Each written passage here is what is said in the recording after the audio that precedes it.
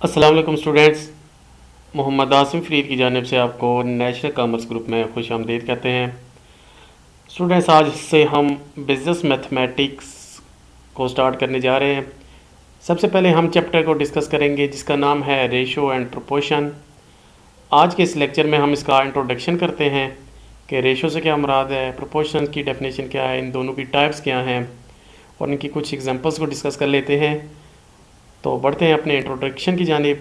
आई com part 1, B com part 1 और A D commerce के students इस लेक्चर से बेनिफिट ले सकते हैं। तो बढ़ते हैं रेशो की जानिब और देखते हैं रेशो हमारे पास क्या है। तो स्टूडेंट्स, हमारे पास हमने सबसे पहले डिस्कस करना है रेशो को और उसकी हम डेफिनेशन को देख लेते हैं। कहता है कि in mathematics a ratio is comparison of two or more number that indicates their size in relationship to each other with A divide by B. कहता है कि हम मैथमेटिक्स में जब भी किसी चीज़ का हमने कंपैरिजन करना होता है तो हमने उसको डिवाइड की फॉर्म में लिखते हैं और इस चीज़ को कहते हैं रेशो। रेशो में हम क्या करते हैं, हमने कोई भी दो या दो से ज़्यादा कमोडिटीज़ को जब हम कंपेयर करते हैं तो उसको हम जब बाय की फॉर्म में, डिवाइड की फॉर्म में लिखते हैं तो उसको कहते हैं हम रेशो। उसके बाद अगर वो कहता है कि ratio compares to quantities by division with the dividend or number being divided term and the antecedent and the divisor or number that is dividing term the consequent। Student, यहाँ पे वो कहता है कि जिस नंबर को आप डिवाइड करते हैं, यानी कि इस नंबर में हम जो हमारे पास न्यूमिनेटर है अल्फ़ा या ए, इससे डिवाइड कर रहे हैं, इसको आप एंटीसीडेंट कहते हैं। और जिस नंबर से डिवाइड कर रहे हैं मतलब कि बी, इसको आप कॉन्सिक्वेंट कहेंगे, यानी कि न्यूमिनेटर को एंटीसीडेंट और डिनोमिनेटर को आप कॉन्सिक्वेंट कहेंगे। इसके बाद वो कहता है कि हमारे पास जो रेशो होगी, रेशो को हम किस किस तरीके से रिप्रेजेंट कर सकते हैं। हम उसको डिवाइड की फॉर्म में भी रिप्रेजेंट कर सकते हैं, सेमी कॉलम में भी रिप्रेजेंट कर सकते हैं।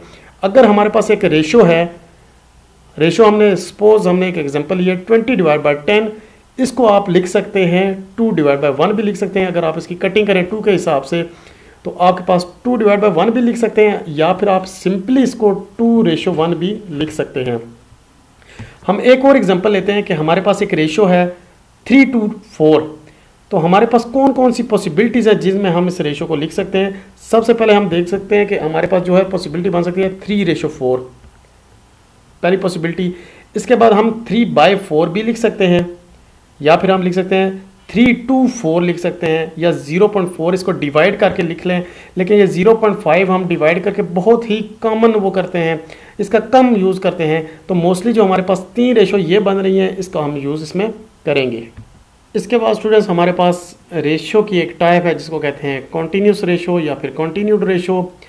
इस टाइप की रेशो में एक बिज़नेस में या किसी बिज़नेस में एक ही बंदा एक टाइम में 2 जगहों पे जब इन्वेस्टमेंट करता है तो उसको कहते हैं कॉन्टीन्यूस रेशो।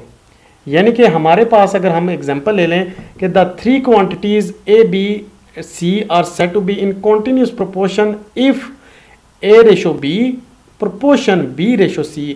अब स्टूडेंट, यहाँ पे आप देख सकते हैं कि जो बी है उसने जो 2 जगहों पे इन्वेस्टमेंट की हुई है, या 2 जगहों पे उसका लिंक है, ए के साथ भी लिंक है उसका और सी के साथ भी लिंक है, यानी कि A:B प्रोपोर्शन B:C। तो अगर हम जब इस टाइप के क्वेश्चन करेंगे तो उसमें हम इस तरह से लिखेंगे, जो बंदा 2 जगहों पे जिसका लिंक है या 2 जगहों पे इन्वेस्टमेंट की है उसको हम रखेंगे मिड में, यानी कि A:B और फिर ये B:C बन रही है। यानी कि हम एग्जांपल के तौर पे A:B की रेशो थी 1:2 और B:C की रेशो थी 3:4। तो हम इसको इस तरह से लिखेंगे A:B:C, और जिसने डबल जगह इन्वेस्टमेंट की है उसको हम रखेंगे मिड में, यानी कि उसका लिंक होगा A के साथ भी और यहाँ पे उसका लिंक होगा C के साथ भी। इसको आप सॉल्व कैसे करेंगे, आप जिस तरह से एरो हमने लगाया है, इस ऊपर वाले को नीचे से मल्टीप्लाई करना है, फिर टॉप टू बॉटम, फिर आपने इस तरह से साइड बाय साइड को मल्टीप्लाई करना है। यानी कि 1 को 3 से मल्टीप्लाई करें, 2 को 3 से मल्टीप्लाई करें, 2 को 4 से मल्टीप्लाई करें, तो मतलब आपके पास क्या हो जाएगा 1 को 3 से मल्टीप्लाई करें, सॉरी इधर हमने लिख दिया है 1 लिख दिया, इधर आना है 3 आना है। 3 को 2 से मल्टीप्लाई करें 6, 2 को 4 से करें तो 8। यानी कि इस टाइप में आपके पास एक ही बंदा दो जगह पे इन्वेस्टमेंट करेगा तो इसको कहेंगे हम कॉन्टीन्यूस रेशियो। इसके बाद स्टूडेंट्स हम देखते हैं प्रोपोर्शन से क्या मुराद है। कहता है कि a proportion is mathematical comparison between two numbers. हम मैथ में जब दो नंबर्स के दरमियान हम कंपेयर करते हैं, कंपैरिजन करते हैं, तो उसको कहते हैं हम प्रोपोर्शन। कहता है कि these numbers can represent a comparison between things or people. ये जो नंबर्स हैं हमारे पास, ये थिंग भी हो सकती है, कोई अशिया भी हो सकती हैं या कोई लोग भी हो सकते हैं। फॉर एग्जाम्पल वो कहता है so you walked into a room full of people, you want to know how many people boys are in the comparison and how many girls there are in the room, you would write the comparison in the form of proportion। कहता है आप एक कमरे में आपने इन हुए हैं तो वहाँ पे लड़के भी थे लड़कियाँ भी थी, आपने दोनों को जज किया कि कितने इसमें लड़के हैं और कितनी लड़कियाँ हैं, तो आप लड़कों की निस्बत लड़कियों को जब लिखते हैं तो इसको कहते हैं प्रोपोर्शन। कहता है कि अगर हमारे पास 4 क्वांटिटीज़ हों A B C D are in proportion, अगर हमारे पास 4 क्वांटिटीज़ हो तो हम उसको कैसे लिखेंगे, A/B इक्वल टू C/D, या आप इसको इस तरह से भी लिख सकते हैं A proportion B A/B proportion C/D। और आप इस प्रोपोर्शन को आप ज़ाहिर कर सकते हैं डबल सेमीकोलन से, ये इसका प्रोपोर्शन का साइन होता है। आप इसको इस तरह से भी लिख सकते हैं A/B इक्वल टू C/D। अब आप इसको क्रॉस मल्टीप्लाई करेंगे, A multiply by D, C multiply by B करेंगे तो आपके पास ये प्रोपोर्शन आ जाएगा, यानी कि AD इक्वल टू BC, ये आपके पास आ जाएगा proportion. Here A and D are the called extreme value. आपके पास AD है, ये एक्सट्रीम वैल्यू है, यानी कि ये आपके पास प्रोडक्ट ऑफ एक्सट्रीम, और जो B और C है ये आपके पास मीन की वैल्यू होती है। उसके बाद वो कहता है कि AD are called extreme value in terms of A is called the first term and D is called the fourth term and the B and C are called the mean value. B is called second term and C is called third term. Next आपने ये formula कितनी दफ़ा पढ़ा होगा कि product of mean is equal to product of extreme, तो ये इसका फार्मूला होता है प्रोपोर्शन का। इसके बाद स्टूडेंट्स हमारे पास डायरेक्टली प्रोपोर्शन है, इसकी टाइप्स हैं प्रोपोर्शन की, directly proportion, inversely proportion. Directly proportion में आपने जब एक चीज़ को अगर बढ़ा दें तो दूसरी चीज़ भी आपके पास इंक्रीज़ हो जाए, यानी कि एक चीज़ के बढ़ने से दूसरी चीज़ भी बढ़ जाए तो उसको कहते हैं आप डायरेक्टली प्रोपोर्शन। मतलब कि अगर हम एग्जांपल लें, cost of building 1.5 miles of certain highway was 4,20,000, what was the cost of 4.5 miles of highway.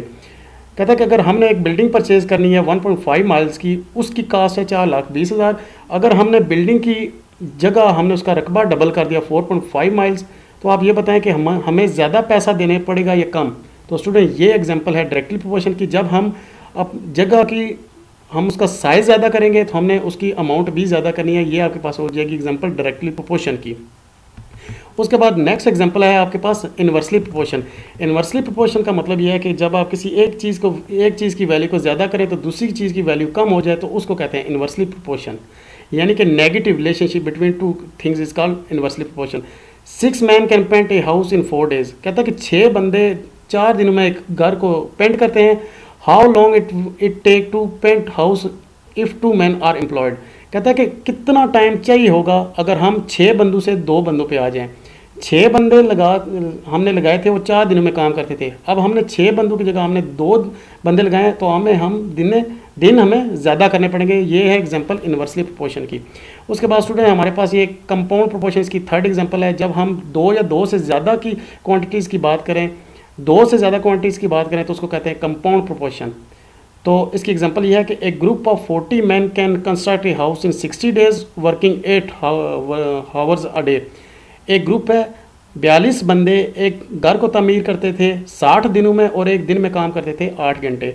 How many days are required, यानी कि वो पूछ रहे कितने दिन अगर लगाएं, यही अगर घर बनाया जाए 60 वर्कर लगाएं और 7 दिन लगें। यानी कि जब हमारे पास 2 या 2 से ज़्यादा डेटा आ जाए, 3 किस्म का डेटा आ जाए तो उसको हम कहते हैं कंपाउंड प्रोपोर्शन। डायरेक्टली प्रोपोर्शन हम पॉजिटिव रिलेशन होता है, एक चीज़ बढ़ने से दूसरी भी बढ़ जाए। इन्वर्सली में हम नेगेटिव रिलेशन करते हैं, एक को बढ़ने से दूसरी कम हो जाए। और जो हमारे पास कंपाउंड प्रोपोर्शन होता है उसमें हम ये देखते हैं कि हमारे पास 2 या 2 से ज़्यादा अमाउंट आ जाएँ तो उसको हम कहते हैं कंपाउंड प्रोपोर्शन। इंशाल्लाह नेक्स्ट लेक्चर से हम इसके प्रॉपर क्वेश्चन स्टार्ट करेंगे। तब तक के लिए अपना ख्याल रखिएगा। अल्लाह हाफिज़।